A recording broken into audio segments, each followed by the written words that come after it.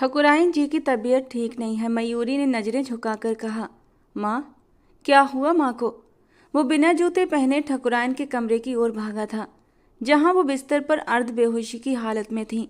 वैभव ने 1 मिनट की देरी किए बिना उन्हें अस्पताल पहुंचाया। शुक्र मनाइए आप इन्हें समय पर ले आए, वरना इनका ब्लड प्रेशर बेहद खतरनाक हद तक बढ़ गया था। ऐसी हालत में कोई अकेला हो तो बड़ी मुश्किल हो जाती है।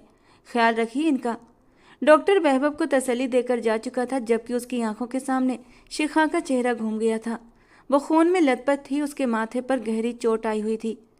वो उसे ऐसे ही जख्मी हालत में तहखाने में छोड़कर आ गया था। अगर उसे कुछ हो गया तो खून ज़्यादा भी बह सकता है उसका, और खून ज़्यादा बहने की वजह से उसकी जान भी। दिल ने जोर से इनकार किया। नहीं, उसे इतनी जल्दी मरने नहीं दे सकता। पूरे खानदान को तड़पा तड़पा के मारूंगा। वो दिल ही दिल में सख्ती से सोचता हुआ माँ की ओर मुड़ा, जो उस वक्त दवाइयों के असर में सो रही थीं। आंटी कैसी हैं अब? अंदर आते प्रभात चौधरी ने मयूरी से पूछा। अब बेहतर हैं, पर दवाइयों के असर में है। मयूरी ने सर झुकाकर अपने भाई को जवाब दिया, तो वो माथे पर बल डालते हुए गहरी सांस ले गया। वैभव ठाकुर अंदर ही है? अगला सवाल आया था। जी भाई, मयूरी ने छोटा सा जवाब दिया। तो तुम भी अंदर जाओ, यहाँ अकेली क्यों खड़ी हो? वो करख्त लहजे में बोला तो मयूरी सहमकर अंदर चली गई। उसके अंदर जाते ही वैभव बाहर आ गया। प्रभात चौधरी को देखते ही वैभव ने होंठ भींचे। जब कुणाल ठाकुर की मौत हुई तो उस वक्त मैं यहाँ पर नहीं था, किसी दूसरे देश में था। बहुत अफसोस हुआ भाई कि कुणाल अचानक चला गया। प्रभात ने आगे बढ़कर वैभव को गले लगाया, लेकिन वैभव ने कोई रिस्पॉन्स नहीं दिया। अफसोस का लम्हा तो अब उनके लिए रहेगा जिसने मेरे भाई को मारा। जब तक उसके गुनहगारों को सजा नहीं दिला देता, न खुद चैन से बैठूंगा न किसी और को बैठने दूंगा। प्रभात उसकी आंखों में एक जुनून सा देख रहा था। तभी उसे विष्णु ठाकुर आता दिखाई दिया।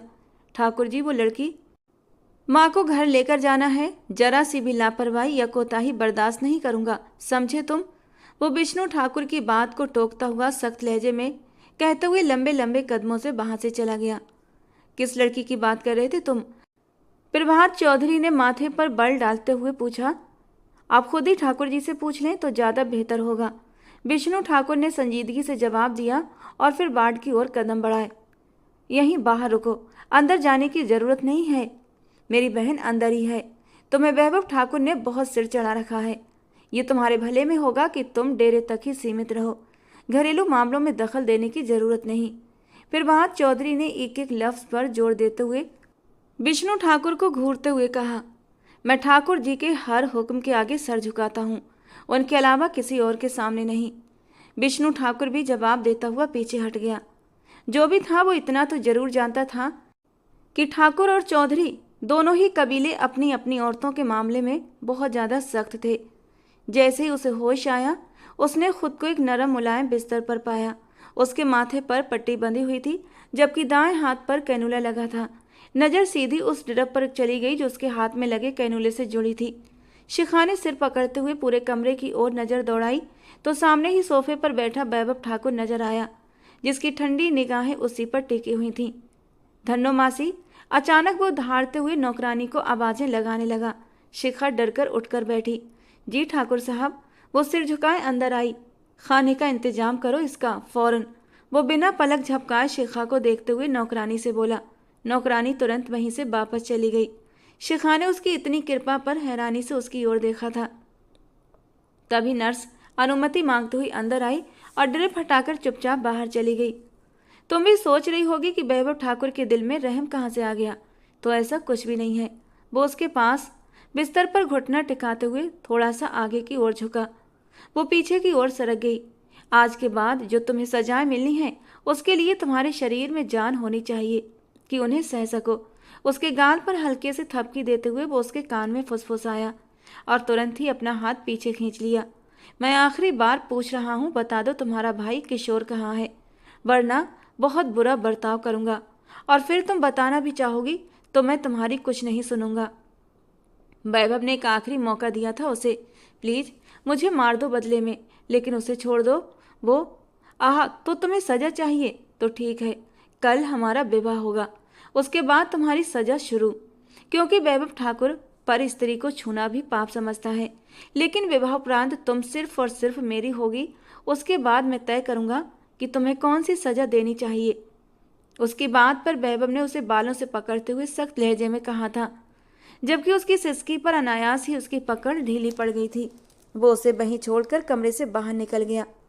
वो बेहद बेचैनी की हालत में था। इलाके का पूरा कोना कोना छान मारा था, लेकिन किशोर का कहीं पता नहीं चल रहा था। उसके हाथ में मोबाइल था, जिसे देखते ही कुणाल की आखिरी कॉल उसे याद आई थी। कहाँ हो इस वक्त तुम? भाई, मैं और किशोर यहाँ इलाके के दक्षिणी एरिया में घूम रहे हैं। मेरी गाड़ी क्यों लेकर गए थे, वो भी बिना ड्राइवर के? वैभव सख्त लहजे में बोला। सॉरी भाई, कुणाल ने कान पकड़ते हुए कहा।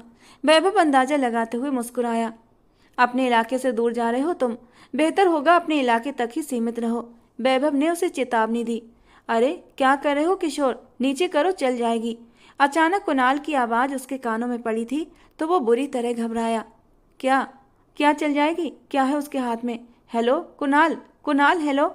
और वो बस हेलो हेलो करता रह गया। लेकिन तब तक कॉल कट गई। वैभव ने आंखें बंद करते हुए अपने होंठ कसकर भींच लिए। अब उसे एहसास हो रहा था कि कुणाल गोली चलने की बात कर रहा था, जो कि किशोर के हाथ में थी, क्योंकि उसे अच्छे से पता था किशोर कुणाल के साथ था। शिखा उसकी बहन वहां कैसे पहुंची वो ये नहीं जानता था। और फिर किशोर को वहां से हटाकर उसका इल्जाम अपने ऊपर ले लिया, अपने भाई को बचाने के लिए। वैभव को एक बार फिर गुस्सा आने लगा। मैं बिना किसी रिश्ते के तुम्हें छू भी नहीं सकता। चाहूं तो 1 मिनट के अंदर अंदर तुम पर ऐसी सजाएं लागू करूं कि तुम मौत की भीख मांगो, लेकिन अब तुम्हें ऐसी सजा दूंगा कि तुम्हारी रूह तक कांप उठेगी। बहुत शौक है ना तुम्हें सजा भुगतने का? अब वैभव ठाकुर देगा तुम्हें सजा। Just wait and watch. Vaibhav, ये कौन है? ठाकुराइन जी ने अपने कमरे में वैभव के साथ एक लड़की को आता देखकर हैरानी से बिस्तर से उठते हुए पूछा। माँ, आपके बेटे कुणाल की गुनहगार है ये। इसका कहना है इसने ही कुणाल पर गोली, जबकि इसकी नाजुक कलाइयाँ एक पत्थर तक उठाने के काबिल नहीं। वो न जाने क्यों उससे मंदिर में जाकर चुपचाप शादी करने के बाद उसे अपनी माँ के पास ले आया था। वो क्या कहना चाह रहा था शिखा समझ नहीं पा रही थी। तुमने मेरे कलेजे के टुकड़े को मारा। ठकुराइन जी की आंखें फिर से भीगने लगी थीं। शिखा ने अपनी आंखों में बहने वाले आंसुओं को पीछे धकेलते हुए सिर नामे हिलाया। क्यों क्यों किया तुमने ऐसा? क्या दुश्मनी थी तुम्हारी मेरे बच्चे से? बोलो, जवाब दो। वो अपने बिस्तर से उठती उसे झंझोड़ते हुए पूछने लगी। शिखा का तो सांस ही अटक गया था। उसे समझ नहीं आया कि उन्हें क्या जवाब दे। मेरे बच्चे को मारने से पहले तुम्हारा हाथ नहीं कांपा? तुम्हारा दिल नहीं कांपा? क्यों किया तुमने ऐसा? वो रोते हुए लगातार चिल्ला रही थी। वैभव ठाकुर ने उन्हें आगे बढ़कर संभाला। मामा, संभाले खुद को, आप अपनी तबीयत खराब कर लेंगी। नहीं वैभव, छोड़ो मुझे, मैं इस लड़की को मार दूंगी। इसने हमारे बच्चे की जान ली है। ठाकुराइन के कांपते हाथों ने शिखा की गर्दन को छुआ था तो वो चुपचाप आंखें मीच गई और उसकी हठधर्मी पर वैभव ठाकुर के माथे पर बल पड़ गए। ठाकुराइन जी को लिए वो पीछे की ओर हटा और उन्हें अपने सीने से लगाते हुए थपकी देने लगा।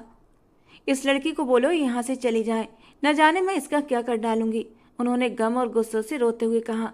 निकलो इस कमरे से बाहर।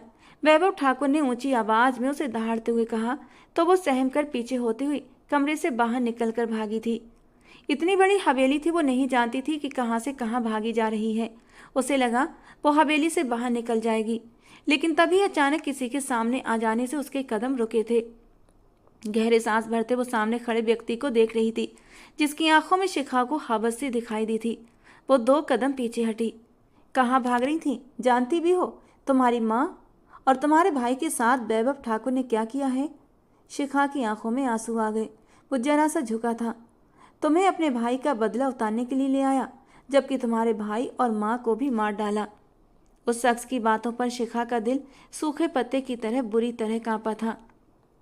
ये सच था, वो उससे बदला उतारने के लिए ही तो लाया था और वो खुद को इस सजा के लिए उसके हवाले भी कर गई थी, सिर्फ अपने भाई को बचाने की खातिर। शिखा ने सख्ती से आंखें मींची। याद रखना, ये शादी मैं तुमसे बदला लेने के लिए कर रहा हूँ, तो किसी भूल में मत रहना कि तुम्हें अपने भाई का कातिल समझकर सजा दूंगा, क्योंकि कत्ल तुम्हारे भाई ने किया है। जिस दिन उसे उसके किए की सजा दूंगा उस दिन तुम्हें आज़ाद कर दूंगा, लेकिन तब तक अपने जुल्मों सितम के दिन भी गिनती शुरू कर दो। शिखा ने खिंचकी ली थी। वो शख्स जा चुका था। शिखा ने सब तरफ निगाह दौड़ाई, लेकिन अब वहां कोई नहीं था। मेरी माँ, मेरा भाई, तुमने उन्हें मार दिया वैभव ठाकुर। मैं तुम्हें जान से मार दूंगी। वो गुस्से से पागल होती पलटी तो सामने खड़े वैभव ठाकुर के सीने से टकराती सीधी पूल में जा गिरी। पूल का ठंडा पानी उसे चेहरे तक अपनी आगोश में ले गया। वो ठंडे यख पानी में हाथ पैर मार रही थी, लेकिन वैभव ठाकुर बहुत शांत अंदाज में खड़ा था, अपनी कमर पर हाथ बांधे, और उसे पानी में हाथ पैर मारते देख रहा था। पूल ज़्यादा गहरा नहीं था, लेकिन उसके पैर नीचे तक लग ही नहीं रहे थे और वो बहुत ज़्यादा पैनिक हो रही थी।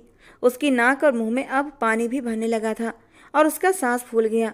वैभव ठाकुर ने आगे होते पंजों के बल बैठते उसको कलाई से थामकर बाहर खींचा था और उसे वहीं बिठा दिया। वो गहरे सांस भरती उसके सीने पर हाथ रख गई, जो उसे कहर बरसाती निगाहों से देख रहा था। मुझे लगा माँ के पास जाके तुम अपने भाई के जुर्म का इकरार कर लोगी, बता दोगी उन्हें, लेकिन नहीं, तुम्हें मेरे प्यार की कही भाषा समझ ही नहीं आती। अब तुमसे तुम्हारी ही भाषा में बात करूंगा।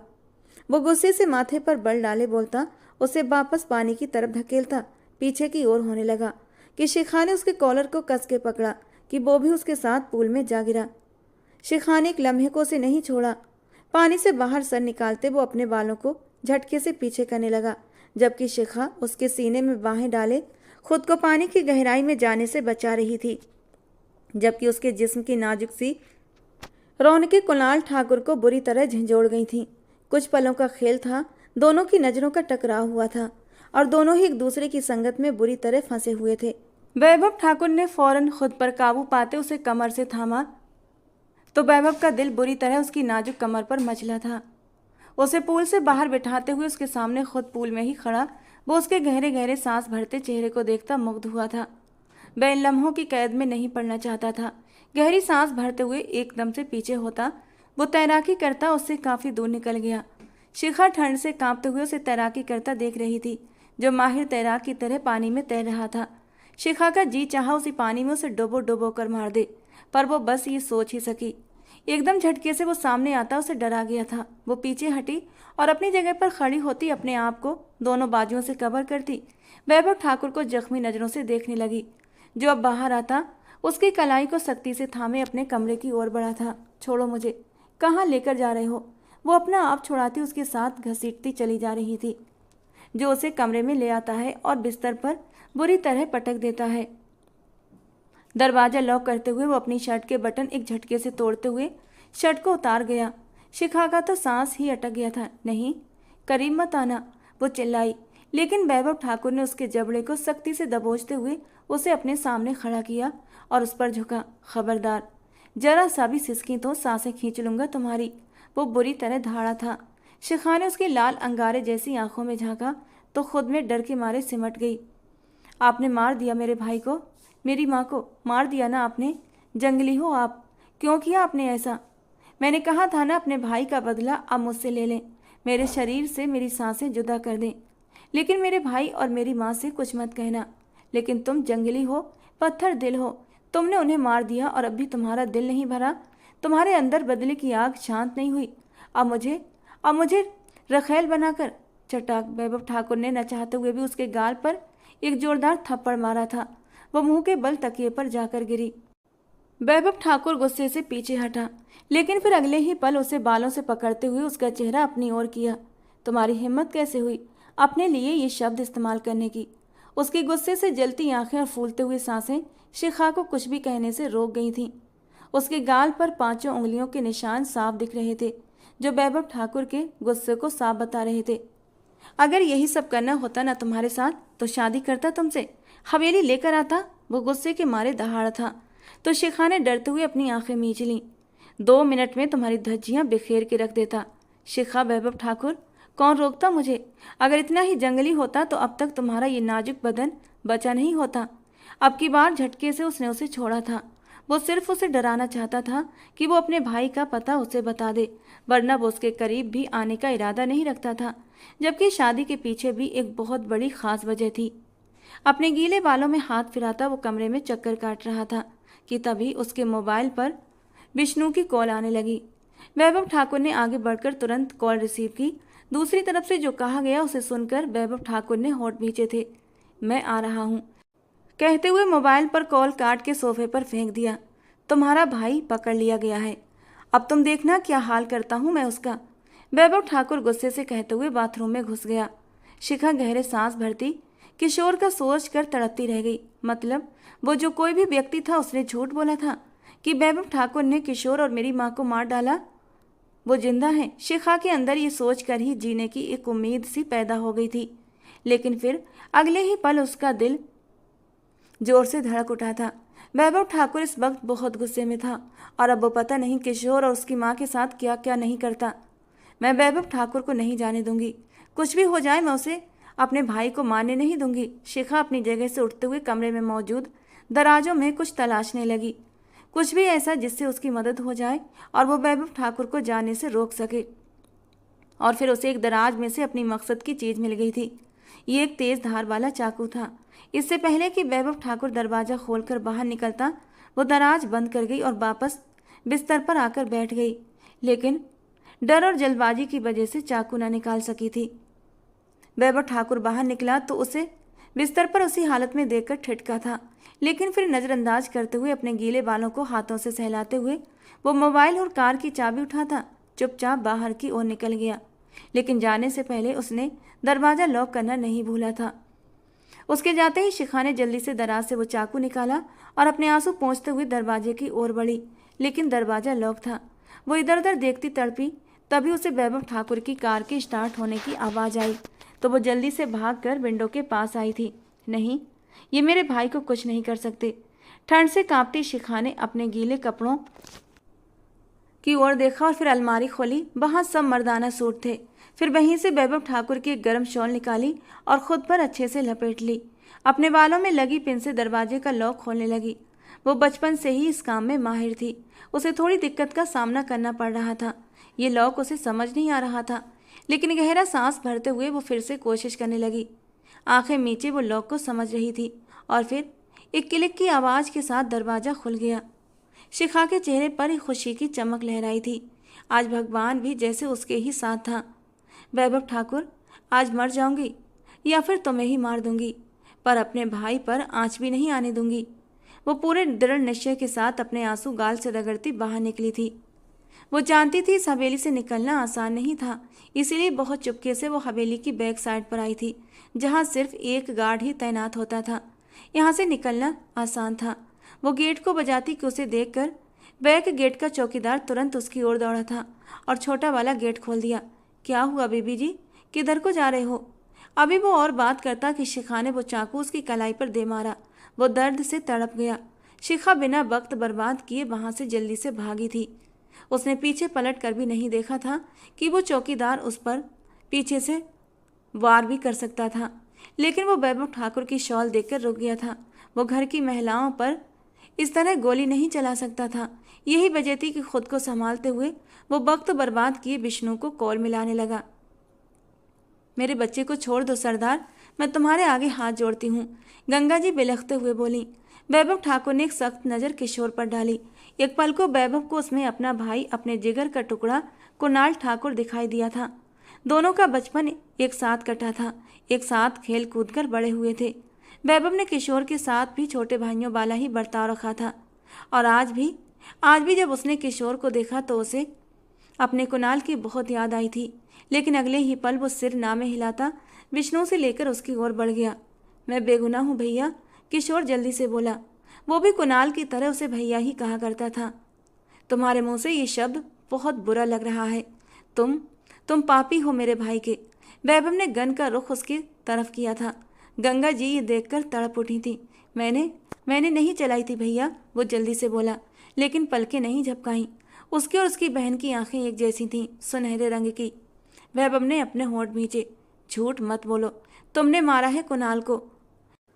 अब अपनी मौत को सामने देखकर तुम झूठ बोल रहे हो। वैभव गुस्से से दहाड़ा। आपने मुझे मारना ही है भैया तो मार दें, लेकिन यही सच है, मैंने कुणाल को नहीं मारा। वो गन तो आपके पास होगी ना, आप उसे चेक कर लेते। गोली उस गन से नहीं निकली थी। किशोर की बात पर वो एकदम जैसे जलजलों की जद में आया था। उसने आंखें मींची। वो समय याद किया जब वो शिखा के हाथ से गन लेकर दीवार पर एक के बाद एक फायर कर रहा था। 6 गोलियां थीं। हाँ, पूरी 6 गोलियां थीं उसमें।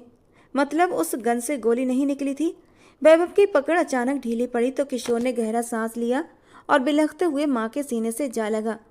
अगर तुम सच्चे हो तो अब तक भाग क्यों रहे थे?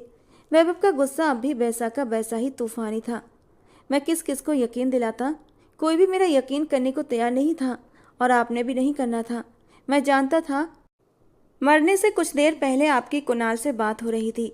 मेरी उसके साथ मौजूदगी से भी आप जानकार थे। मैं तो अपनी दीदी को भी यकीन नहीं दिला पाया। कितना कहा उनसे कि नहीं चलाई मैंने गोली, लेकिन उन्होंने मेरी एक न सुनी और मुझे अपनी कसम देकर वहां से हटा दिया। पर मैं आ रहा था आपके पास।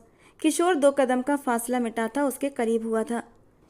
मैंने अपने मन में पूरा इरादा बांध लिया था। लेकिन क्या? आगे बोलो। वैभव ने उसे बोलने के लिए उकसाया। हमें किडनैप कर लिया गया था, किशोर ने धीमे लहजे में कहा। तो वैभव ने पलटकर विष्णु की ओर देखा तो उसने हाँ में सर हिला दिया। इससे पहले कि किशोर अपनी बात पूरी करता, मोबाइल पर आती कॉल देखकर वो कॉल रिसीव कर गया। वैभव ठाकुर सरदार, द रेस बिगन, वो हंसते हुए बोला था। वो लड़का ठीक कह रहा है, गोली उसने नहीं चलाई थी। पर किसने चलाई? द ग्रेट वैभव ठाकुर पता न लगा सका। चलो एक छोटा सा सरप्राइज देता हूँ तुम्हें। वीडियो कॉल पर आओ, क्योंकि सरप्राइज दिखने वाला है तुम्हें। वैभव ने जैसे ही वीडियो लिंक ऑन किया, उसके पैरों तले से जमीन खिसक गई थी। सामने ही उसकी शॉल खुद पर लपेटे वो कुर्सी से बंधी हुई थी, जो कोई और नहीं बल्कि शिखा थी। प्रभात चौधरी, मैं जान ले लूंगा तुम्हारी अगर मेरी औरत को हाथ भी लगाया तुमने, वैभव चिल्लाया था। तो दूसरी तरफ शिखा, जिसके मुंह पर टेप लगी हुई थी, अपने सामने मोबाइल स्क्रीन पर वैभव को शोले बरसाती देखकर दंग रह गई थी। साकित होते वो एकटक उसे देखे गई। तेरी बीवी आज मेरी मेहमान है, अगर उसे बचाना है तो खुद को मेरे हवाले करना होगा। अपनी जान या फिर उसकी जान, किसी एक को ही बचा सकते हो, फैसला कर लो। वैभव ठाकुर, तुम्हारे पास सिर्फ 5 सेकंड है।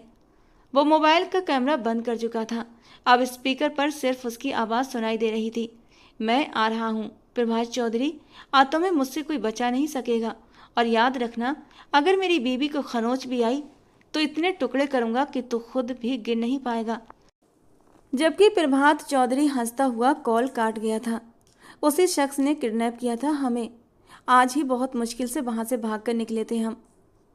अब उसने मेरी बहन को, पास खड़ा किशोर सब देख चुका था। बीवी है वो मेरी, मेरे होते उसे कुछ नहीं होगा जब तक मैं वापस नहीं आ जाता। विष्णु, इनकी जिम्मेदारी तुम पर है। वैभव ठाकुर ने विष्णु के कंधे पर हाथ रखते हुए कहा। और आपको लगता है मैं आपको अकेले वहां जाने दूंगा? अभी तक ये भी नहीं पता चला कि वो आखिर है कहाँ। वैभव ठाकुर ने होंठ भींचते हुए कहा। पता लगाना इतना मुश्किल नहीं है, यहाँ पर है। विष्णु ने मोबाइल आगे करके वैभव को बता दिया, जबकि नंबर देखकर वैभव होंठ भींच कर रह गया। इसका हिसाब मैं वापस आकर लूंगा। वैभव ठाकुर के कहने पर विष्णु अचानक अपना रुख मोड़ गया, जबकि वैभव अब जा चुका था। कहाँ जा रहे हो? किशोर को भी उसके पीछे दौड़ते देख विष्णु ने उसे वहीं रोका। वो मेरी बहन, उस शैतान के, घबराओ नहीं। वैभव ठाकुर के होते उनका कोई बाल बांका भी नहीं कर सकता। तुम यहाँ से हिलोगी भी नहीं। बीरू, इनके खाने पीने का इंतजाम करो और अम्मा जी को एक कमरे के अंदर ले जाओ, और किसी भी चीज़ की ज़रूरत हो तो इनका ध्यान रखना। विष्णु अपने एक वफादार साथी बीरू को समझाते हुए खुद अब वैभव ठाकुर के पीछे निकल पड़ा था। हे भगवान, मेरी बच्ची पर अपनी कृपा बनाए रखना, उसे कुछ न हो, वो बहुत मासूम है। मेरी शिखा, भाई और माँ की खातिर खुद को मौत के मुंह में धकेल दिया। गंगा जी अपनी बेटी के लिए भगवान से रो रो कर प्रार्थना किए जा रही थीं। शिखा जैसे ही हवेली से भागी थी, एक गाड़ी ने उसका रास्ता आगे से आकर रोक लिया था और पलक झपकते ही उस शख्स ने शिखा को क्लोरोफॉर्म सुंघाया और गाड़ी में डाल लिया। शिखा को वो शख्स अपने अड्डे पर लेकर आया था, जिसका पता वो अपने एक आदमी को फ़ोन पर बता चुका था। तब तक ये सब कुछ मयूरी ने सुन लिया था और मौका पाते ही मयूरी ने विष्णु को मैसेज कर दिया और प्रभात चौधरी के इस स्थान की सूचना उसे दे दी। वैभव वहाँ अब अकेला जा रहा था। ये उसकी गलतफहमी थी, क्योंकि उसका सबसे वफादार साथी, उसका दोस्त, उसका बायां हाथ विष्णु ठाकुर उसे अकेला छोड़ दे, ऐसा तो मुमकिन ही नहीं था। कुछ ही देर में वो उस स्थान पर पहुंच चुके थे। जैसे ही वो अंदर दाखिल होने लगा, प्रभात चौधरी के आदमियों ने उसकी तलाशी लेते हुए सारे हथियार उससे जब्त कर लिए। वो उन्हें सब कुछ थमाता चला गया। उसे इन चीज़ों से ज़्यादा अपनी जोर आजमाई पर भरोसा था। वह भगवान का नाम लेते हुए अंदर दाखिल हुआ, जहाँ सामने ही प्रभात चौधरी अपने निशाने पर शिखा को लिए खड़ा था। वैभव ठाकुर ने गहरा सांस लेते हुए अपनी उत्तेजना पर काबू पाया था। मेरी पत्नी को छोड़ दे प्रभात चौधरी, मैं तेरे सामने हूँ, तेरी दुश्मनी मेरे साथ है। वैभव ठाकुर ने दोनों हाथों को ऊपर उठाते हुए कहा, नीचे बैठ। प्रभात चौधरी ने उसे नीचे बैठने का इशारा करते हुए कहा। उस समय वो कोई पागल ही लग रहा था। वैभव ठाकुर घुटनों के बल जमीन पर बैठ गया। उस बहादुर जवान आदमी को इस तरह सामने घुटनों के बल झुकते देख शिखा तड़प उठी थी।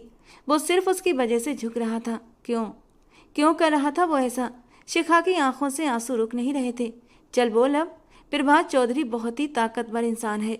प्रभात चौधरी के जैसा कोई नहीं। मैं डर गया उससे। वो मुझसे बहुत ज़्यादा बहादुर है। प्रभात चौधरी ने मुस्कुराते हुए कहा, जबकि वैभव ठाकुर बिना रुके बिना डरे सब कुछ बोलता चला गया। अब बोल, मैं सरदार बनने के लायक नहीं हूँ। सरदारी तो सिर्फ प्रभात चौधरी को ही जचती है। उसकी बात पर वैभव ठाकुर ने होंठ मींचे, लेकिन वो बस उसकी ही कहे जा रहा था। प्रभात चौधरी जोर जोर से कह कहे लगाकर हंसने लगा। बस यही थी वैभव ठाकुर की दहशत, इतना ही था दबदबा। कसम खाई थी मैंने, तुझसे सरदारी हासिल करके रहूंगा, और चाहे इसके लिए मुझे तेरी जान ही क्यों न लेनी पड़े। और मैंने ऐसा ही किया। मेरा प्लान सब कुछ बिल्कुल सही जा रहा था, पर ठीक समय पर कुणाल तेरी कार लेकर पहुंच गया। मैंने बहुत रोका खुद को कहा, ये वैभव नहीं है, मत चला गोली। पर यह दिमाग किसी की सुनता ही नहीं। गोली अंदर और फिर सब कुछ बाहर। वो जितना धड़ल्ले से ये सब कुछ बोल रहा था, वैभव ठाकुर का बस नहीं चल रहा था कि अभी उसी वक्त उसका काम तमाम कर दे। वो गुनहगार था उसके भाई का। उसके पास इतना बड़ा दिल कहाँ से आया जो उस मासूम पर उसने निशाना लगा दिया? कितना तड़पा होगा वो। उसकी तकलीफ का सोचते हुए वैभव ठाकुर ने क्रोध की नज़र से उसे देखा था। हाँ नहीं मेरे कजन, ये गुस्सा थोड़ा बचा कर रखो। अभी बहुत से मौके बराबर होंगे, तभी तुम्हारा अंदाज अपनाना सही रहेगा। मेरी पत्नी को जाने दे। उसकी बात फिर से शिखा पर अटकी थी। हाँ क्यों नहीं, बस तुम्हें मिटाना है इस भ्रष्ट हस्ती से। फिर सरदारी भी मेरी, हुक्मरानी भी मेरी, और फिर तेरी पत्नी बनेगी मेरे बिस्तर की रौनक।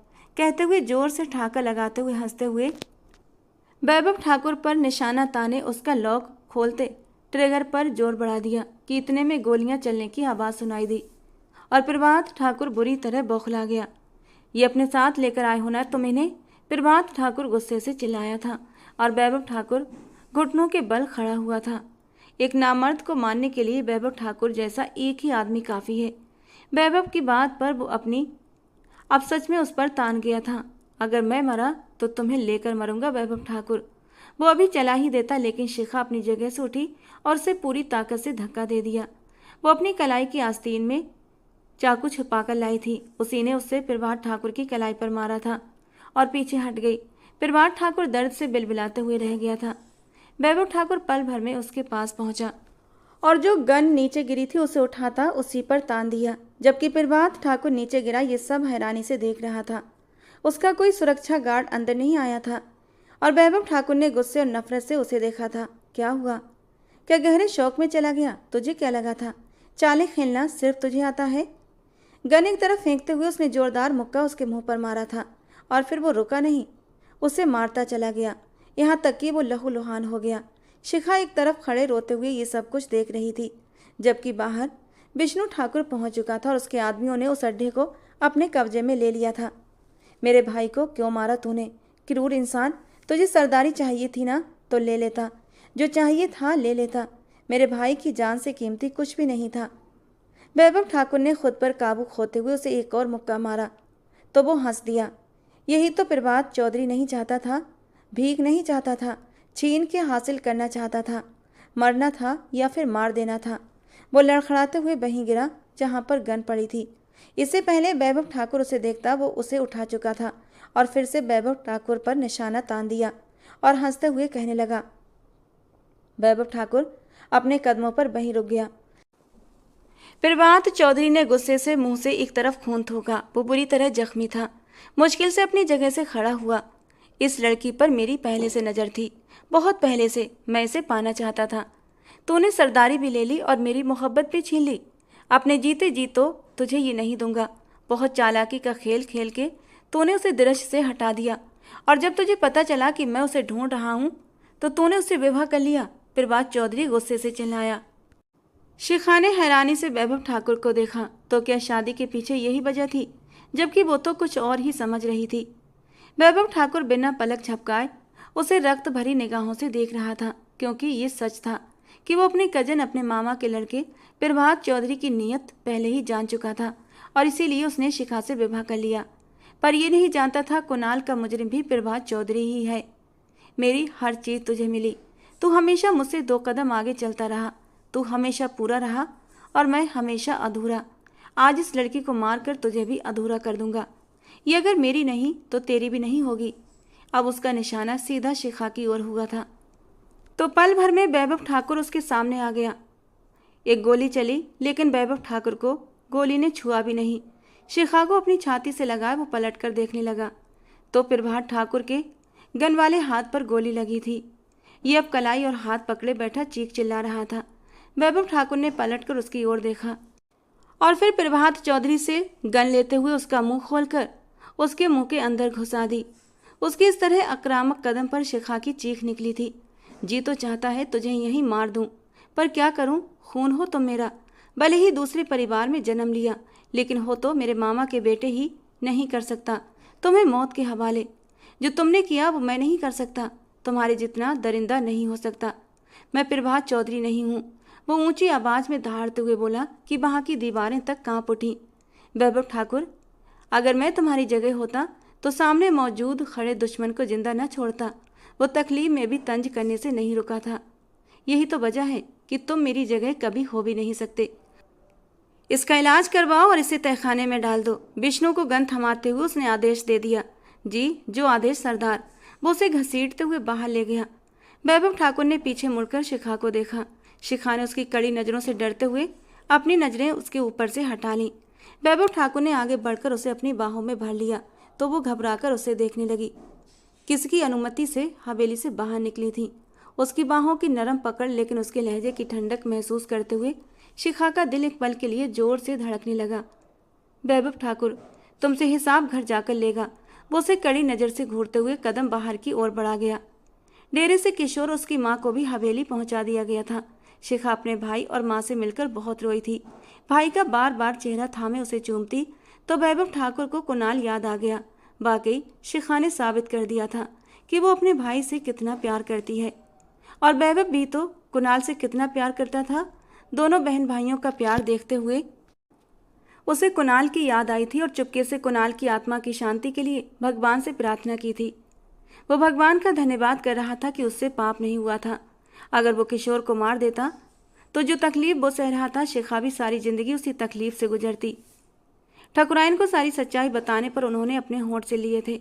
उन्हें विश्वास नहीं हो रहा था कि उनका सगा भतीजा ही उनके बेटे की मौत का जिम्मेदार निकला, जिसे उन्होंने हमेशा अपने सगे बेटे की तरह समझा था। वही उनकी पीठ में छुरा घुपा गया था। किशोर उनके पास जाकर बैठ गया। उसकी आंखों में आंसू बह रहे थे। मैं जानता हूँ आंटी, आप बहुत दुखी हैं, लेकिन मैं कसम खाकर कहता हूँ कुणाल को नहीं मारा मैंने। वो मेरा दोस्त था, मेरा भाई था, मेरी जान। काश उस वक्त वो गोली मुझे लग जाती और कुणाल बच जाता। वो अपने आंसू रोकते हुए बोला तो ठकुराइन जी ने उसके गाल पर हाथ फेरा। बस बेटा, शायद भगवान ने उसकी जिंदगी इतनी ही लिखी थी। मुझे तुमसे कोई गिला नहीं, तुम मेरे कुणाल के दोस्त हो। मुझे तुम में भी अपना कुणाल नजर आता है। मेरे पास आते जाते रहना बच्चे। वो उसका हाथ थामे अपने आंसू रोकते हुए बोली। तो किशोर ने उनके हाथ चूम लिए। आप मेरे लिए मेरी माँ की जगह हैं वैभव ठाकुर। इस बच्ची को विवाह करके लाए होना तो उसे उसका स्थान भी देना। जाने अनजाने में अगर तुम्हें तकलीफ दी तो बच्चे माफ़ कर देना। वो शिखा को देखते हुए बोली। तो शिखा उनके पास जाकर बैठते हुए उनका दूसरा हाथ थाम गई। मुझे कोई गिला नहीं आपसे आंटी। वैभव ठाकुर की नज़र उसकी ओर उठी तो सिर ना में झटका। दोनों भाई बहन उसकी माँ को काबू किए बैठे थे। एक कुणाल के जाने पर भगवान ने उसकी माँ को और रिश्तों से जोड़ दिया था, लेकिन कुणाल के जाने का गम कभी खत्म नहीं हो सकता था। वैभव ठाकुर ने चुपके से अपनी आंख में आए आंसुओं को पोंछा था। इस बात को 1 हफ्ता हो चुका था। हवेली का एक हिस्सा किशोर और उसकी माँ के लिए अलग कर दिया गया था और अब वो लोग हवेली में ही रहने लगे थे। किशोर अपना ज्यादातर वक्त ठकुराइन के साथ ही बिताता था और शिखा भी उनका बहुत ख्याल रखती। वैभव ठाकुर हालांकि इतने दिनों से घर नहीं आया था, वो डेरे पर था। विष्णु ठाकुर और मयूरी के रिश्ते के बारे में नीलेश मामा से बात करके उन्हें मनाया और उनका विवाह करवा दिया। नीलेश मामा अपने बेटे के करतूतों के बारे में जानकर चुप हो गए थे। उन्हें अपने बेटे से इतनी घिनौनी हरकत की उम्मीद नहीं थी, लेकिन वो वैभव ठाकुर से ये न कह सके कि उसे माफ़ कर दे और उसे छोड़ दे। ये कुणाल ठाकुर के साथ ज्यादती होती। उनके लिए इतना ही बहुत था कि वैभव ठाकुर ने उसे जान से नहीं मारा था। भले भले प्रताप प्रभात चौधरी उसकी कैद में था, लेकिन जिंदा तो था ना, इसीलिए वो चुप हो गए थे। रात के 12 बजे वो हवेली लौटा तो सीधे कमरे में घुस गया। वो पहले शावल लेना चाहता था। शावल लेकर बाहर निकला तो बिस्तर की ओर नजर उठी। उसे लगा कि उसका भ्रम है। उसके बिस्तर पर वो पूरे अधिकार से गहरी नींद सो रही थी। उसे लगा था वो अपनी माँ के पास सोएगी, लेकिन उसे यहाँ देखकर उसे खुशखबर हैरत हुई थी। एकदम से सारी थकावट जैसे कहीं दूर सो गई थी। वो धीरे धीरे उसके पास आता उसके पास लेट गया। उसके बिखरे सुनहरे बालों को कानों के पीछे किया तो वो कसमसाकर वैभव ठाकुर की ओर करवट ले गई और फिर उसके इर्द गिर्द अपनी बाहें लपेट दी। वो नींद में उसके करीब होती वैभव ठाकुर के जज्बातों में आग लगा गई। वैभव ठाकुर को अपना दिल जोर जोर से धड़कता महसूस हुआ। वो पीछे होता उसे अपने सीने पर लिटाते हुए अपनी बाहों में भर गया। शिखा की अचानक ही आंख खुल गई। अपने सामने वैभव ठाकुर को देखती वो अपनी आंखें पूरी तरह फैला गई। उसकी आंखों का सुनहरीपन देखते हुए वैभव ठाकुर अपने होंठ का एक कोना दांतों तले दबा गया। वैभव ठाकुर, वो उसे उसके नाम से पुकार रही थी और यहीं पर वैभव ठाकुर की बस हो गई और वो उसके होंठों को अपनी गिरफ्त में लेते हुए उसे बिना संभलने का मौका दिए उस पर घटा बनकर छा गया।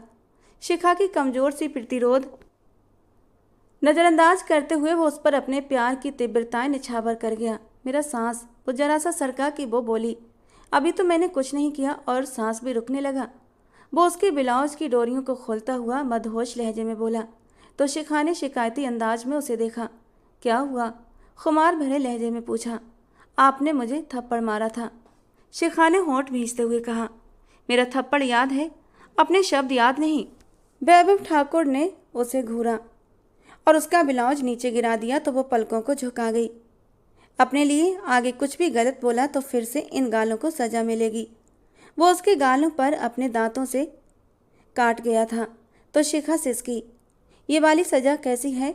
अब वो शिखा के हुक खोलते उसके नरम खूबसूरत धड़कनों में खो गया था और शिखा की जान होठों पर आ गई। वैभव ठाकुर की संगत, उसकी मोहब्बत, उसका अतुलनीय प्यार बन गई थी और वो बहुत खुश थी। मुश्किल से ही सही, लेकिन जिंदगी अब आसान हो गई थी। दोस्तों, आज की हमारी ये स्टोरी आपको कैसी लगी कमेंट बॉक्स में ज़रूर बताना। पसंद आई हो तो प्लीज़ लाइक करना। रोज़ एक नई और रोमांटिक कहानी सुनने के लिए हमारे चैनल को सब्सक्राइब करना। मिलते हैं दोस्तों अगली किसी नई कहानी के साथ।